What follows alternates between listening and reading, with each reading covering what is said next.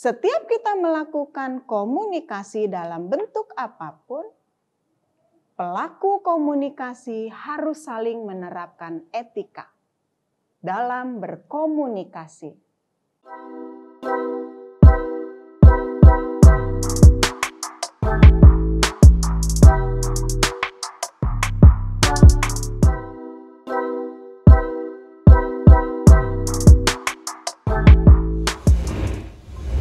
Assalamualaikum warahmatullahi wabarakatuh. Berjumpa lagi di channel YouTube Kuliah Teknokrat bersama saya, Tini Lianti, pada mata kuliah Pengembangan Kepribadian. Hari ini yang akan kita bahas adalah komunikasi efektif. Tujuan pembelajaran dari materi ini adalah 1. Mampu berkomunikasi secara efektif dan memiliki rasa percaya diri pada saat kita melakukan komunikasi secara efektif. Selamat mendengarkan, kita akan bahas materi kita hari ini. Apa yang dimaksud dengan komunikasi efektif? Menurut Cole, komunikasi efektif merupakan keterampilan yang kita miliki dan kita kuasai. Di dalam berkomunikasi, kita pasti akan mentransfer informasi antara si pengirim pesan dan penerima pesan. Pada saat kita melakukan transferring informasi atau pengiriman informasi tersebut, pasti informasi yang diterima dan dikirimkan tidak akan berjalan secara lancar, secara mudah, karena biasanya akan ada beberapa hambatan dan halangan yang akan mengiringi proses komunikasi itu sendiri. Nah, yang kita harapkan pada saat kita memproses komunikasi kita secara efektif adalah bahwa pada saat kita mengirim dan menerima pesan, kita membutuhkan keterampilan agar proses tersebut berjalan secara lancar. Pengirim informasi dapat mengirim informasinya secara lancar, penerima informasi dapat menerima informasi yang dimaksud secara juga lancar. Pada proses komunikasi, biasanya pengirim pesan akan mengirimkan pesannya dan dibutuhkan pengalaman, pandangan, pola pikir, pemahaman, pengetahuan dari kedua belah pihak. Karena pengalaman yang akan mempengaruhi pengirim dan penerima pesan akan juga mempengaruhi persepsi yang akan diberikan dan yang akan diterima. Di tujuan komunikasi efektif itu sendiri adalah memudahkan pengiriman dan penerimaan pesan untuk memahami dan merespon isi pesan. Yang harus kita pahami adalah prinsip komunikasi. Biasanya ada beberapa hal mengenai prinsip komunikasi itu sendiri. Yang akan kita bahas di sini ada 7 C dalam prinsip komunikasi. Yang pertama adalah komplit, artinya lengkap. Kemudian clarity, jelas. Concise, courtesy, beretika. Correct, benar. Concrete, nyata. Dan consideration, pertimbangan. Kita coba bahas satu-satu. Prinsip komunikasi yang pertama, komplit. Artinya, pesan yang disampaikan harus berdasarkan fakta yang diperlukan untuk menarik minat pendengar. Pada saat kita mengirim informasi, menyebarluaskan informasi, informasi yang kita sebarluaskan harus lengkap, sehingga pendengar dapat memahami, dapat melaksanakan, dapat menerima pesan yang kita sampaikan dan kita maksudkan. Prinsip komunikasi yang kedua, clarity. Artinya jelas, bahwa informasi yang disampaikan harus jelas berdasarkan apa yang dimaksudkan dan diterima oleh si penerima pesan berdasarkan persepsi yang dia miliki, dan persepsi tersebut berdasarkan persepsi yang dimaksud oleh si pengirim pesan.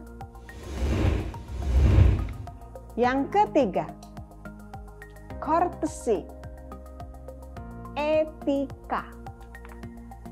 Jangan lupa bahwa setiap kita melakukan komunikasi dalam bentuk apapun, pelaku komunikasi harus saling menerapkan etika dalam berkomunikasi, seperti ramah, sopan, santun, saling menghargai, dan lain sebagainya.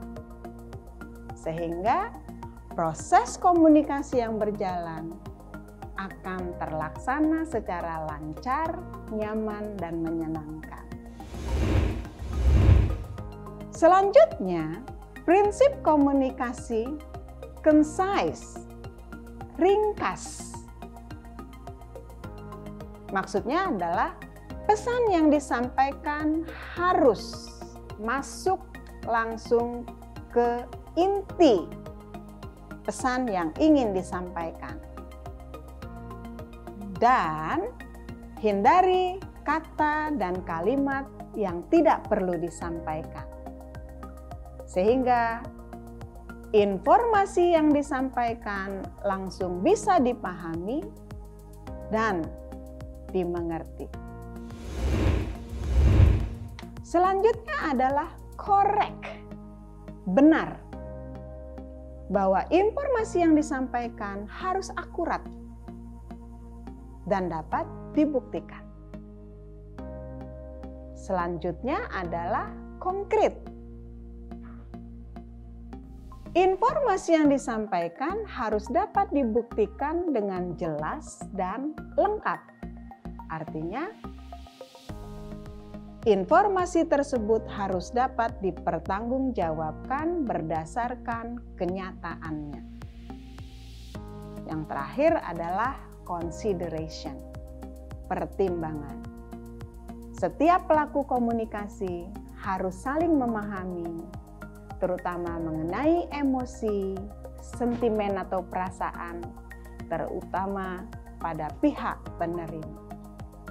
Sehingga komunikasi yang terjalin akan selalu terjaga kenyamanannya dan etikanya dan isi dari komunikasi itu sendiri. Selanjutnya, bentuk komunikasi secara umum akan dibagi menjadi dua bagian. Satu, dia komunikasi verbal, dan yang lain adalah komunikasi nonverbal. Pada komunikasi verbal, biasanya akan terbagi menjadi bagian suara, bahasa, dan isi. Pada suara, yang akan mempengaruhi komunikasi tersebut antara lain adalah artikulasi suara, tempo, nada, dan ritme. Jadi pada saat kita menggunakan komunikasi verbal, artinya kita akan berkomunikasi secara langsung. Yang menggunakan suara, mengeluarkan bahasa, dan memaksudkan isi. Pada bahasa, yang harus kita perhatikan adalah logat. dari si pemberi pesan. Kemudian pilihan kata itu sendiri, kemudian keikhlasan bahasa yang digunakan pada saat menyampaikan informasi. Selanjutnya isi. Pada komunikasi, hal yang paling penting dari informasi adalah isi dari informasi itu sendiri. Wawasan, visi, misi dari si pemberi pesan dan si penerima pesan akan mempengaruhi keberlangsungan dan kelancaran informasi yang disampaikan. Nah, mengenai nonverbal komunikasi, biasanya semua hal yang kita gunakan untuk tahapan komunikasi, metode komunikasi, strategi komunikasi yang menggunakan selain suara. Apa yang harus kita perhatikan? Salah satunya adalah penampilan. Rambut, wajah, busana yang kita gunakan. Rambut bagian dari penampilan kita. Wajah, ekspresi wajah merupakan kesan dari komunikasi itu sendiri. Busana juga akan mempertegas komunikasi itu sendiri. Selanjutnya adalah ekspresi wajah. Ramah, ceria, bahagia, yang menunjukkan maksud dari komunikasi yang ingin kita sampaikan. Selanjutnya adalah bahasa tubuh. Kalem, santai, tenang, yang menunjukkan kewibawaan kita, penegasan kita pada saat kita menyampaikan informasi. Dan yang tidak kalah pentingnya adalah kontak mata. Kontak mata merupakan hal yang bisa menunjukkan bahwa kita fokus pada saat memberikan informasi tersebut dan rasa percaya diri yang kita munculkan pada saat komunikasi itu berlangsung. Yang terakhir, sebagai simpulan, memberikan informasi secara efektif merupakan sebuah seni sebagaimana keterampilan yang harus kita tingkatkan melalui kebiasaan dan pengalaman. Terima kasih telah menyaksikan video pembelajaran kali ini dengan materi komunikasi efektif. Semoga kita dapat melakukan komunikasi kita secara efektif. Wassalamualaikum warahmatullahi wabarakatuh. Salam sang juara. Selanjutnya, kita saksikan video kiat mencegah penyebaran COVID-19.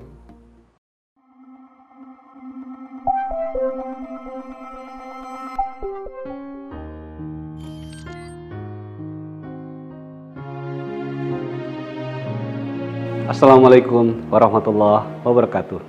Pertumbuhan penderita COVID-19 di 2021 ini semakin meningkat. Tentunya ini tidak hanya berdampak terhadap kesehatan kita, tapi juga berdampak terhadap perekonomian Indonesia. Oleh karena itu, marilah bersama-sama kita memperjuangkan melawan COVID-19 ini. Protokol kesehatan tetap wajib kita laksanakan, walaupun telah divaksinasi. Mari kita melaksanakan 5M. Memakai masker, mencuci tangan, menjaga jarak, mengurangi mobilitas, dan menjauhi kerumunan. Marilah kita kembalikan kejayaan Indonesia ini dengan kesehatan dan pertumbuhan ekonomi yang semakin baik dengan bersama-sama kita melawan virus COVID-19 ini. Assalamualaikum warahmatullahi wabarakatuh.